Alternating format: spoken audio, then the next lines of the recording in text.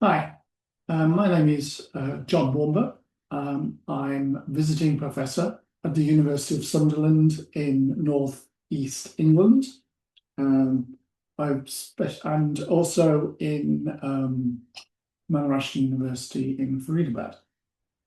I specialise in school improvement, special needs, and school leadership. Um, I've been a principal for 25 years in the UK and in the US and in Sweden. And I've been a CEO of a group of schools in London. And I've done a lot of consultancy work, although I don't like the word because it suggests that you go in, give your advice and disappear. And I'd like to feel the impact of what I'm doing. So I work closely with a number of schools in Saudi Arabia, South Africa, and in India as well, where I have worked alongside schools for something like 10, 12 years now.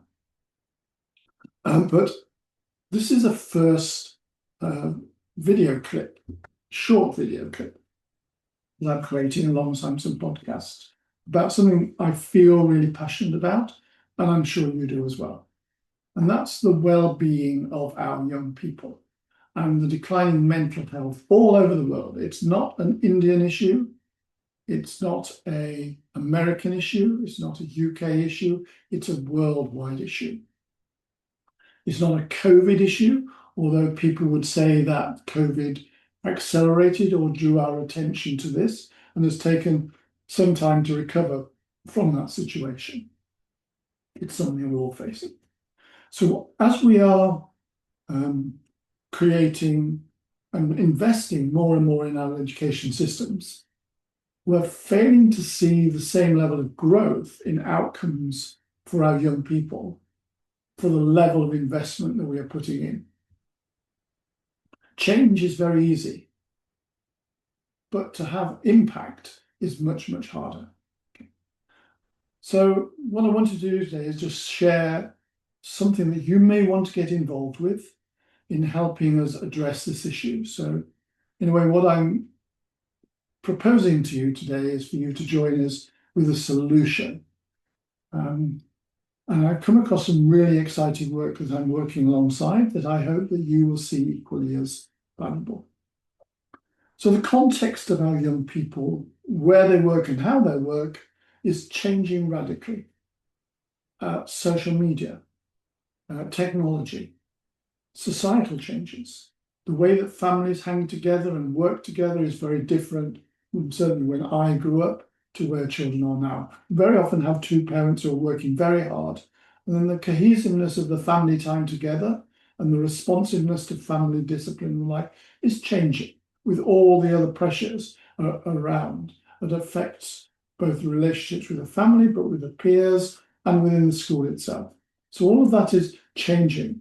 And we shouldn't run away from the fact that they are also aware of the crises around in the world, about increasing poverty in some areas, about the conflicts, about climate change. And to a sort of immature brain, all of those things together add greater stress. Now, if we want to see better outcomes, probably a simple way of thinking about it is, well, we just need to make them work harder or work more efficiently. And that way we can get better outcomes. It doesn't work like that.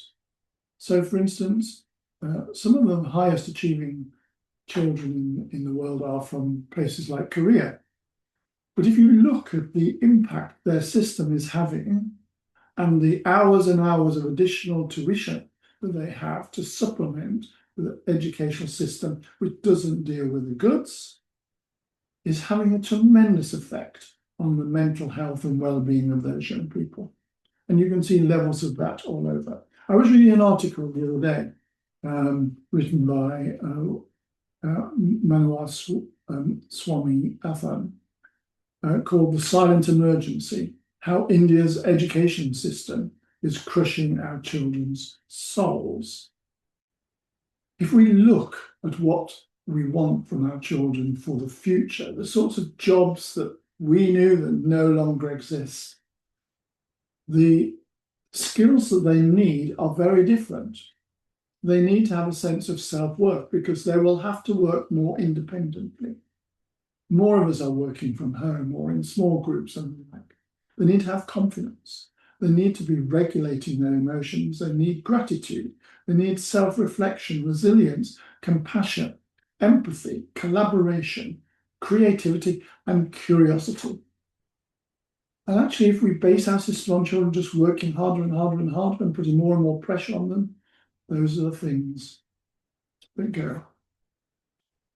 So I was once taught a very simple analogy that the brain is like your fist. The back part of your brain is the one that helps with your breathing. You don't think about it, it just keeps you alive. The next part of the brain controls your emotion, your fight and flight. And then you have your front thinking brain. That's what makes a difference for us as human beings over other species. But when you are stressed, or when there is crises or trauma in your life, the blood flushes to the back part of the brain and the emotional part of the brain and prevents the thinking brain from operating. So putting more stress and pressure on young people does not do the thing for them. I should talk later in another cast and on another podcast about neurodiversity. But not only have you got this added emotion, we now know much more about children's neurodiversity, whether it's autism, whether it's ADHD, whether it's attachment disorder. We have lots of labels now for children. But we need to understand that every child reacts differently to all those complex stimuli that we have. Being a naughty child in school very often has a reason behind it, and we're beginning to understand that. This is not going away. And okay, we can create all sorts of programs for our youngsters, but we also need to make sure that our teachers understand that, because if we are building a relational culture, every child needs to think, there is someone who believes in me. There is someone I can go to if I have a problem. And there is someone, if things go wrong, will not judge me, but will help me secure a way out of this particular problem. So training teachers is critical in moving all of this forward. And this is where I'd like you to be engaged with us. So over the next 2 or 3 months, we're reaching out to a number of schools and groups of schools with a view to you joining us and helping us with this. Recently, I've been working alongside New Wave Schools and Dr. David Cashman. And David is an expert in positive psychology, but he is also a primary head teacher who spent the last 2 years asking themselves, how do we create the training in teachers that leads to an impact in the classroom, particularly in this wellbeing, inclusion, and special educational need? The traditional model is you sit there in front of me and I will share with you, I'll do a great presentation about this topic, and then you go away and you implement it. It does not work. Similarly, teachers are really busy trying to find lots of time to watch a 3-hour video. Does not work. So Dave has created, and I'll share this very quickly with you, a platform with a whole range of different programs that build 7, 8, 9, 30-minute sessions with impact and reflection moments and things to take away at the end that can fit into the teachers' lives. And as a school, you can allocate these and track the progress of your teachers in this particular area. So it recognises the diversity of time and challenge that teachers have in the job that they do and creates these particular options. We're building a whole range of these about classroom practice as well, about quality first teaching that creates that positive learning environment to be able to get the best for young people. The reality we cannot ignore, though, and this comes from the article about the silent emergency, and I'll just list these bullet points. India is experiencing a significant youth mental health crisis, which has intensified since COVID. Academic pressure is a major contributing factor. We've seen the impact of the issues in India recently about the examination system and the cockroach protests and the resignation and the pressure that that's put on individual students. But that's a quite specific area of work, but this pressure operates right through the system. And millions of students are competing for a very small number of places in elite organisations. And the current education system defines success by marks, ranks, and exam, rather than the personal growth that I was telling you about. I'm going to look over now to my other screen because I sort of researched into some of the issues around at the moment, and bear with me while I call this up. Here we go. So the scale of the problems. Let's put some figures to this. Around 1 in 10 Indian children are facing mental health conditions at one time or another during their adolescence. Half of the mental health conditions begin before the age of 14, and 75% of them begin before they leave school and reach the age of 20. In a survey in India in 2022, 11% of children reported anxiety, 14% reported experiencing extremes of emotion, and 43% frequent mood swings. However, other studies since then, and remember the situation has exacerbated from that, where now from 11 it's gone to 26% of children suffering from depression or other depressive symptoms. All I would say to you, the survey and evidence in the UK is considerably higher than those sorts of levels.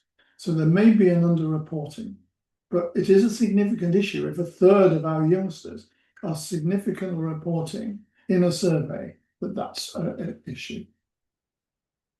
And even worrying, as I mentioned earlier, is the number of suicides associated with those sorts of areas. Is this just a problem for high achieving academic independent schools? No, it is not. It is prevalent throughout. The causes for it may be different in different settings from government schools and the rest, but it is there everywhere. So there's academic pressure that's resulted in that. There's a social media and sleep disruption from scrolling. There are family pressures, whether it be financial insecurity or family conflict. There's bullying and peer relationships exacerbated by social services. And then a lack of mental health services and the psychology of not wanting to report this in those particular areas. You can see how in those schools with a very high ethic of achievement, what there's coming. But in government schools, areas like poverty, family insecurity, violence, limited access to counselling, make it an equal problem in those sorts of areas. So this isn't something that can go away. And today all I'm doing is highlighting what I think you know and what you're beginning to recognise as a critical thing. And if we think back to that brain, if those things are happening to more and more youngsters more of the time, we don't create the thinking part, we don't create the curiosity, we don't create the opportunity to build strong relationships, which are the skills that young people will need to be successful. So what's going to happen now? So one of my colleagues, Prashant, is joining the School News conference in Jaipur at the beginning of August. It's billed as the first special educational needs and disability conference in India. It looks a fantastic event. Unfortunately, I can't make that. So Prashant is going there to learn really about the Indian context and what some of you schools and school leaders are doing about it. But he's also there to receive any sort of offers to join a group. I'm looking for like 20 schools who would be interested in piloting the courses that we have and working with us to develop it to meet the needs of your individual schools. He'll be setting up appointments for me to visit and take to the next step at the end of September. And then we hope that you will start work with us, and then we'll go for a big launch, perhaps in November, at the big DIDAC conference in Bangalore later in the year. This is really important. This is about young people's lives and about our future. They are our future. So I hope that you will want to be involved moving forward. Thank you very much.